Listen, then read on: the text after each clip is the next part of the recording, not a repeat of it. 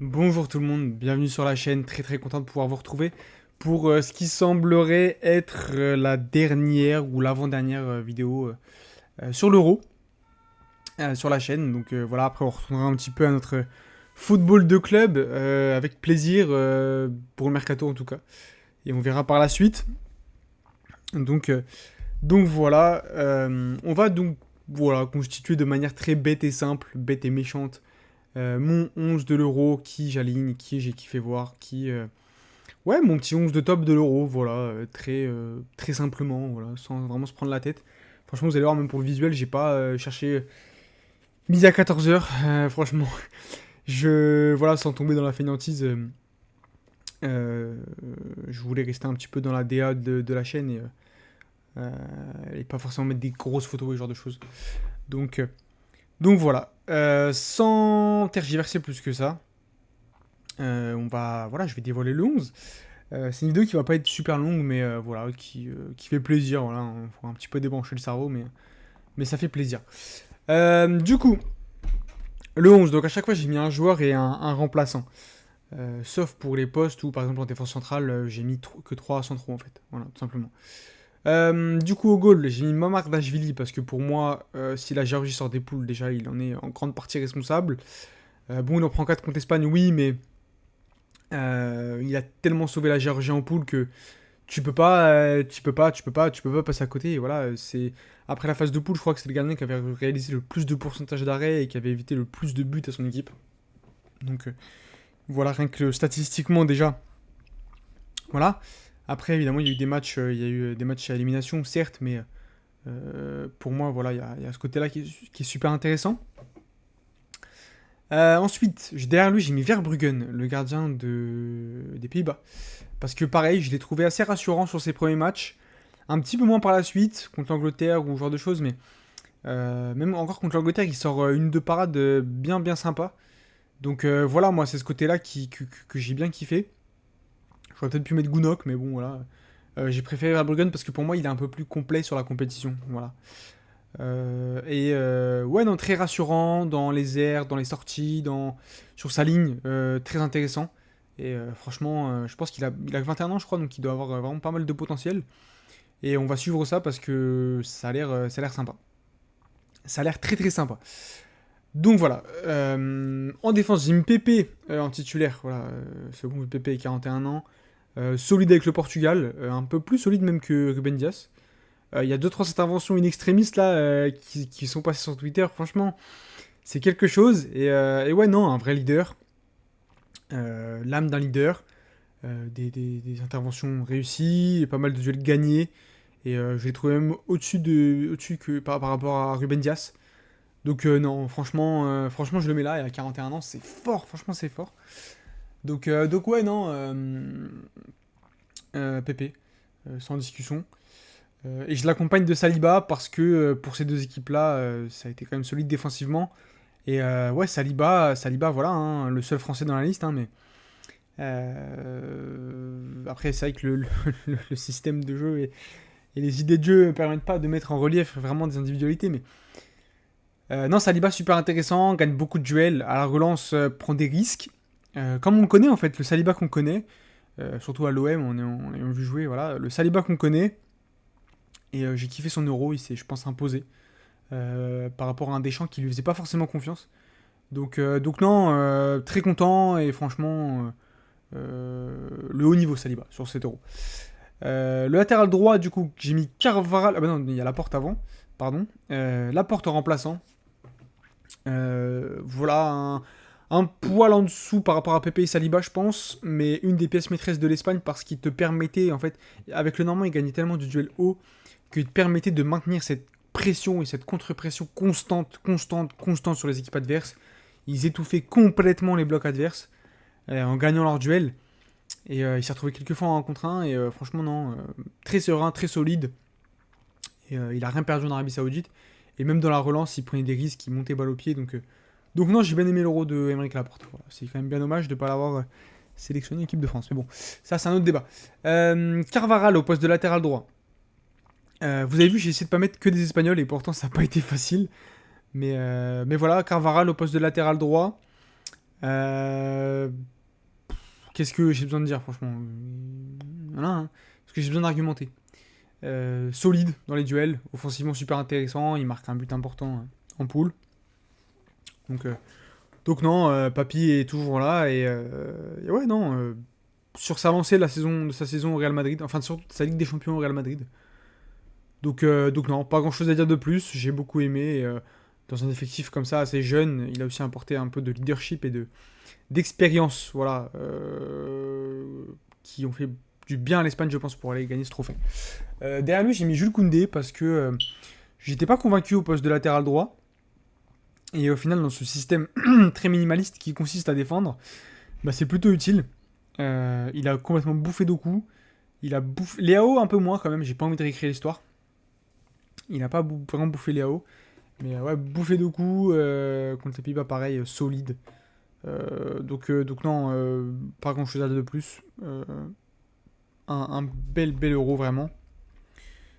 Et ouais, non, satisfait de Koundé. Après, au Barça, il avait pu montrer des choses intéressantes. Donc je suis pas tellement étonné. Enfin, je suis un peu étonné quand même, parce que je ne le voyais pas en équipe de France à ce niveau-là. Mais maintenant, si on prenait la dynamique du Barça, bon, voilà, c'est pas tellement étonnant. Et on espère qu'il va réussir à continuer là-dessus. On parle de lui à Arsenal, franchement, moi, ouais, je le vois bien là-bas. Donc, mais bon, on en reparlera. Latéral gauche, du coup, j'ai mis Kadioglu, parce que ça, c'est une belle surprise de cet euro. Ferdi Kadioglu. Beaucoup de fraîcheur, vraiment un nombre de duels gagnés assez intéressant pour un latéral hyper offensif comme lui. Et techniquement, ça envoie. Hein. Ça envoie une belle frappe de balle. Non, franchement, l'euro de Kadioglu est vraiment sympa. Donc non, et surtout très régulier en fait. Je vois pas un match où il est passé à côté. Donc peut-être contre le Portugal où tout le monde est passé à côté. Mais sinon, ouais, je vois pas vraiment un match où il est passé à côté. Donc voilà. Cucurella, derrière lui, bah voilà, hein, je n'attendais pas Marc Cucurella à ce niveau, et pourtant, il sort d'une saison cadavérique, enfin cadavérique non, mais il sort d'une mauvaise saison à Chelsea, et il sort cet euro. Très solide défensivement, très fort quand il s'agissait de rentrer un petit peu à l'intérieur, comme il pouvait le faire, à proposer une solution en plus. Et sur la contre-pression, pareil, maintenir l'étreinte, maintenir le bloc, bah, rien à dire, hein, vraiment très fort. Donc voilà. Rodri, pareil, j'ai pas besoin d'argumenter, meilleur joueur et le meilleur joueur du tournoi. Pour un 6, c'est quand même exceptionnel.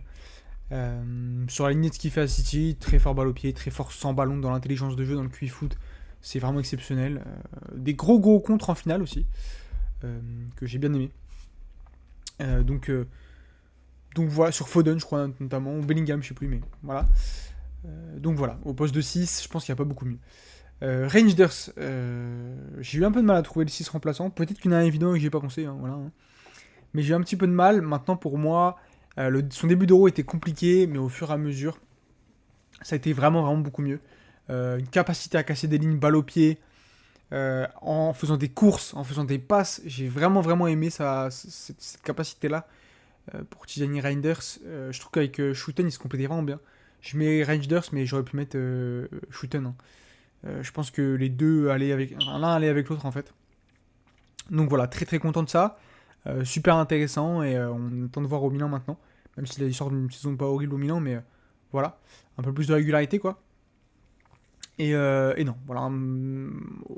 En allant, vraiment en allant, beaucoup mieux. En allant et voilà. Un peu plus offensif, Rice. Rice dans ce rôle de box-to-box, de un petit peu à valeur d'espace, mais techniquement super intéressant. Declan Rice, c'est un gros euro, franchement. J'avais forcément envie de mettre en anglais, hein, voilà, ça va en finale, donc... et j'en ai pas beaucoup mis. J'aurais peut-être pu mettre Stones derrière Saliba, ouais, peut-être. C'est vrai. Mais bon, voilà. Donc Rice, ouais, non, dans cette capacité à remonter le ballon, cette capacité à faire remonter ton bloc en entier, c'est super intéressant. Capacité à répéter les courses, à gagner des duels. Non, franchement, rien à dire. Hein. Rien à dire. Et voilà, en plus, il a cette touche technique qui est super intéressante. Donc non, grand bravo. Fabien Ruiz, bah écoutez, on ne l'attendait vraiment pas à ce niveau-là. Hein. Mes amis parisiens, je pense que ça a dû vous faire un choc, hein, vraiment. J'ai encore à l'action là, le sombrero de Merino, il repose le ballon au sol, il envoie Fabien Ruiz quand on voit une feinte là, derrière la jambe d'appui, il fait partir 3 Allemands là. J'ai encore l'action en tête, c'est n'importe quoi, hein, c'est n'importe quoi. Donc ouais, voilà, Fabien Ruiz très très surpris et très intéressant, un petit peu comme il a pu être à Naples et très content de pouvoir le revoir à ce niveau. Donc non, très juste techniquement et ça a démarré dès le premier match en plus. Hein, vraiment, il n'y a pas eu de mise en bouche. Hein, c'est ouais. Donc voilà. Pour le poste un peu plus offensif, j'aurais pu mettre 10, mais voilà, pour la visibilité du truc, je l'ai mis 8. Arda Güler, au poste de ouais, 8-10. Bah écoutez, techniquement intéressant. Je pense que cet euro a vraiment confirmé qu'il a tout d'un crack et tout d'un futur très grand. Il a pas porté sa sélection, mais pas loin.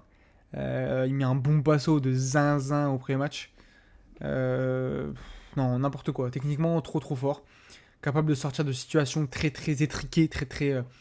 Euh, vraiment pas à son avantage en fait. Et de faire basculer ton équipe dans. On est sous pression à. On va jouer dans le bloc, enfin dans le côté adverse, dans le camp adverse. Donc ça, franchement, c'est juste trop bien en fait pour une équipe. Donc non, bravo. Donc voilà pour Gouler. Olmo, bah écoutez ce que j'ai besoin d'en parler. Euh, Franchement, est-ce que j'ai besoin d'en parler? Il se profilait un petit peu plus comme un remplaçant. Finalement, il a pas mal joué. Et quand il a joué, il a été décisif. Buteur, meilleur buteur de l'Euro du coup, enfin à égalité, mais voilà. Euh, Voilà, hein, il sauve le ballon sur sa ligne là, en finale, sur une des meilleures occasions. Euh, Non, c'est chirurgical hein, devant les cages, dans la passe, dans le côté finesse technique, touche technique. QI foot, le QI foot de ce type, c'est n'importe quoi. Il pourrait jouer sous Guardiola, il aurait aucun problème. Et je serais même pas étonné que City se penche dessus, franchement. Donc non, ouais, trop trop fort et gros gros euro.